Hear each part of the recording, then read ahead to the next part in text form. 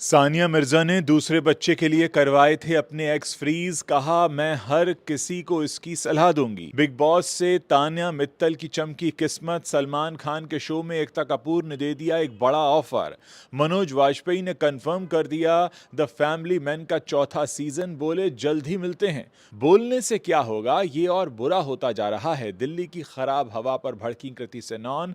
रणबीर कपूर का फैसला बना मुसीबत। एक शख्स के चक्कर में अटक गया रामायण पार्ट 2 का पूरा काम। खबरों में आगे बताएंगे आपको। सोशल मीडिया से क्यों ब्रेक लेने जा रहे हैं रोनित रॉय, फैंस को बताई वजह, और मेरे मुंह से गालियां निकल जाएंगी।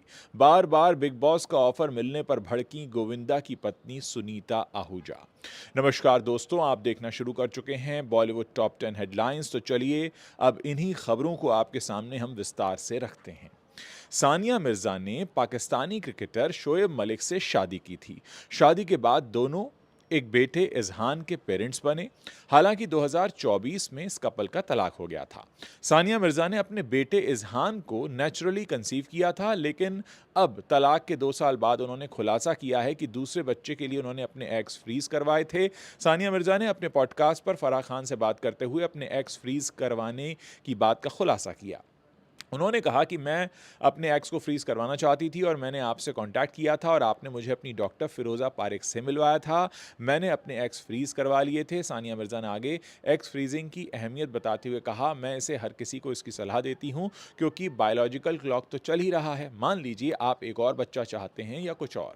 मैंने इजहान को नेचुरली जन्म दिया था और उसके बाद मैंने अपने एक्स फ्रीज़ करवा लिए थे। इससे पहले सानिया मिर्ज़ा ने मासूम मीना वाला शो में भी अपनी ब्रेस्ट फीडिंग एक्सपीरियंस को शेयर किया था। सानिया इसे प्रेगनेंसी का सबसे मुश्किल दौर उस वक्त बता रही थी। सानिया ने कहा था, मुझे लगता है कि मैं 3 बार और प्रेग्नेंट हो जाऊंगी, लेकिन ब्रेस्ट फीडिंग कराने का काम मुझे नहीं पता कि मैं फिर से कर पाऊंगी या नहीं। मेरे लिए ये शारीरिक रूप से नहीं बल्कि इमोशनली और मानसिक रूप से थका देने वाला था। सलमान खान के TV reality show big boss 19 से अगर सबसे ज्यादा किसी कंटेस्टेंट की चर्चा हो रही है तो वो है तानिया मित्तल। वो जब से इस शो में आई हैं उसके बाद से लगातार छाई हुई हैं।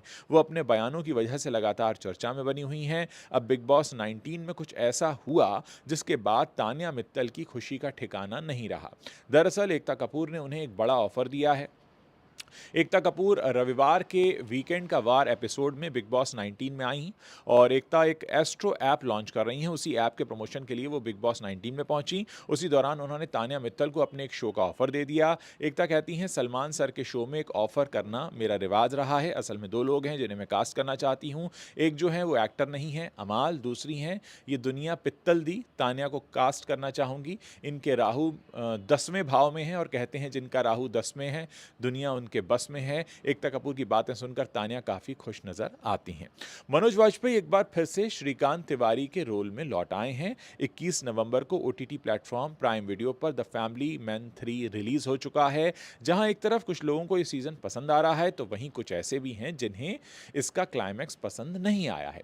सोशल मीडिया पर एक यूजर ने मनोज वाजपेयी से इसी बात को लेकर शिकायत की, जिसका जवाब देते हुए मनोज ने द फैमिली मैन 4 को कंफर्म कर दिया है। एक्स पर एक यूजर ने लिखा, पूरे दिन मैं द फैमिली मैन का सीजन 3 देखकर मैंने खत्म किया और आप लोगों ने इसे ऐसे क्लिफ हैंगर मोड पर छोड़ दिया। कम से कम हमें बता तो दो कि क्या सीजन खत्म हो गया है या आप लोग बाकी एपिसोड बाद में जारी करेंगे। वैसे शानदार काम के लिए बधाई। इस यूजर को जवाब देते हुए मनोज वाजपेयी ने लिखा, सबका जवाब चौथे सीजन में होगा, जल्द मिलते हैं। मनोज के इस जवाब से कंफर्म हो गया है कि आने वाले समय में हमें द फैमिली मैन 4 भी देखने को मिलेगा और इसमें कहानी जो है वो तीसरे सीजन से आगे बढ़ेगी। हालांकि चौथा सीजन कब तक आएगा अभी तक इसको लेकर कोई जानकारी सामने नहीं आई है। द फैमिली मैन का पहला सीजन साल 2019 में आया था। वहीं इसके 2 साल बाद यानी 2021 में मेकर्स ने दूसरा सीजन जारी किया था और उसके 4 साल बाद द फैमिली मैन का तीसरा सीजन रिलीज हुआ है। अब 2025 में अब देखना होगा कि चौथे सीजन के लिए और कितना इंतजार करना पड़ता है। कृति सेनन ने दिल्ली की लगातार खराब होती हवा पर बात की है। उन्होंने अपनी अपकमिंग फिल्म तेरे इश्क में के प्रमोशन के दौरान एक सवाल के जवाब में कहा कि मुझे नहीं लगता कुछ लोग बोलकर सोचते हो जाएगा, लेकिन ये लगातार और ख़राब होता जा रहा है। उन्होंने कहा कि मैं दिल्ली से ही हूँ, मुझे इसीलिए पता है कि यहाँ की हवा पहले कैसी हुआ करती थी। कृति दिल्ली में तेरे इश्क में के प्रमोशन के लिए पहुंची थी। उनके साथ फिल्म के हीरो धनुष और निर्देशक आनंद एल राय भी थे। इस दौरान उनसे किसी ने दिल्ली के वायु प्रदूषण पर सवाल किया तो उन्होंने खुलकर जवाब दे दिया। कृति ने कहा कि इसे रोकने के लिए किसी को तो कुछ करना ही चाहिए, वरना ये तो ऐसी स्थिति में पहुंच जाएगी जहां हम एक दूसरे को भी नहीं देख पाएंगे जो हमारे आसपास खड़े होंगे। वैसे तो पूरे साल ही दिल्ली एनसीआर की हवा बेहद जहरीली रहती है, लेकिन ठंड के मौसम की शुरुआत के साथ हवा और भी ज़्यादा ख़राब हो जाती है। हर साल की तरह इस साल भी लंबे वक्त से दिल्ली की वायु गुणवत्ता बेहद खराब से खराब स्थिति में है। रणबीर कपूर बड़े पर्दे पर वापसी की तैयारी कर रहे हैं। फिलहाल हर किसी को उनकी रामायण का इंतजार है, जिसे रिलीज होने में अभी थोड़ा वक्त लगेगा, पर फिल्म जो है ये दिवाली 2026 के आसपास रिलीज हो जाएगी। उससे पहले ही संजय लीला भंसाली की लव एंड वॉर को लाया जाएगा, जिसके लिए फिलहाल रणबीर कपूर, विकी कौशल लगातार काम कर रहे हैं। साथ ही आलिया भट्ट भी पिक्चर का हिस्सा हैं। हाल ही में जानकारी ये सामने आई थी कि रामायण पार्ट 2 का काम जल्द ही शुरू कर दिया जाएगा। मेकर्स ने एक परफेक्ट टाइमिंग पार्ट 2 के लिए चुन ली है, पर अब लगता है कि रणबीर कपूर का एक फैसला पूरा खेल बिगाड़ रहा है। हाल ही में एक न्यूज वेबसाइट पर रिपोर्ट छपी जिसमें पता चला कि रामायण के पार्ट 2 के शेड्यूलिंग में दिक्कतें आ रही हैं। रणबीर कपूर ने अपनी डेट्स बदलने की प्लानिंग कर ली है। वो पहले संजय लीला भंसाली की फिल्म लव एंड वॉर का काम कंप्लीट करना चाहते हैं। शुरुआत में ऐसी प्लानिंग की गई थी कि रणबीर पहले रामायण की शूटिंग पूरी करेंगे, जिसके बाद दूसरे प्रोजेक्ट पर काम शुरू करेंगे, पर क्योंकि नितिश तिवारी की रामायण को बनने में ज़्यादा वक्त लग रहा है, तो इसलिए रणबीर कपूर अपने शेड्यूल को लेकर फिर से विचार कर रहे हैं। साथ ही उम्मीद ज़्यादा है कि वो संजय लीला भंसाली की फिल्म लव एंड वॉर का काम जो है वो पहले कंप्लीट करेंगे। दरअसल ये फिल्म पहले रिलीज भी हो रही है, तो ज़रूरी है कि रणबीर का फोकस इसकी तरफ रहे। रोनित रॉय, इन्होंने सोशल मीडिया से ब्रेक लेने का फैसला कर लिया है। इन्होंने इस बात की जानकारी अपने सोशल मीडिया प्लेटफॉर्म इंस्टाग्राम पर ही दी है। उन्होंने अनाउंसमेंट करते हुए कहा कि वो ये कदम अपने परिवार के लिए उठा रहे हैं। इसके साथ ही रोनित ने फैंस से दूरी बनाने के लिए माफ़ी मांगते हुए उम्मीद जताई है कि लोग उन्हें भूलेंगे नहीं। रोनित रॉय ने इंस्टाग्राम पर लिखा, आप सब जानते हैं कि मैं आपसे बहुत प्यार करता हूँ, मैं स्क्रॉल करता हूँ, आपकी पोस्ट लाइक करता हूँ, आपकी पोस्ट पर कॉमेंट्स करता हूँ और जितना हो सके उतने डीएम्स का जवाब देता हूँ।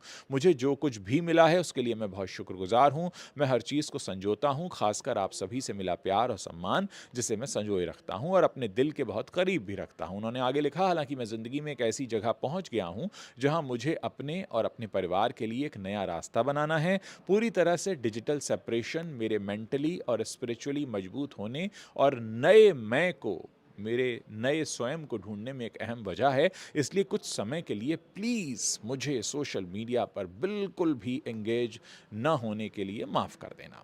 गोविंदा की पत्नी सुनीता आहूजा ने अपने हालिया इंटरव्यू में बिग बॉस को लेकर अपनी राय रखी है। सुनीता ने बताया कि वो बिग बॉस के घर में कभी भी नहीं जाएंगी और इसकी वजह भी उन्होंने बता दी है। सुनीता आहूजा ने हिंदी रश को अपना इंटरव्यू दिया। इंटरव्यू में सुनीता से पूछा गया कि बिग बॉस के लिए आपको कई बार ऑफर हुआ, इसके लिए आप नाराज़ भी हुई कि ये लोग मुझे क्यों बार बार ऑफर कर रहे हैं, तो इस पर आप क्या बोलना चाहेंगी? इस सवाल पर सुनीता ने जवाब देते हुए कहा, एक बात बताओ, आप लोग मुझे क्यों बोलते हो बिग बॉस में जाने के लिए? मेरे को शौक ही नहीं है वहाँ जाकर बाथरूम साफ करने का, ना ही मुझे कोई पैसे की भूख है। मैं ज़िंदगी में कभी पैसे के लिए नहीं भागी। मुझे प्यार चाहिए और बिग बॉस में प्यार नहीं मिलेगा, लड़ाई मिलेगी, गालियाँ मिलेंगी, पता नहीं कोई मुझे तो देगा नहीं, कहीं मेरे मुंह से ही ना निकल जाए और उल्टा टीआरपी तो उनका बढ़ जाएगा, मुझे क्या मिलेगा? मेरी बेटी को भी उन लोगों ने पूछा था, लेकिन उसने मना कर दिया। तो दोस्तों, ये आप देख रहे थे बॉलीवुड टॉप 10 हेडलाइंस, जो इस वक्त की टॉप खबरें हैं जो इस वक्त छाई हुई हैं।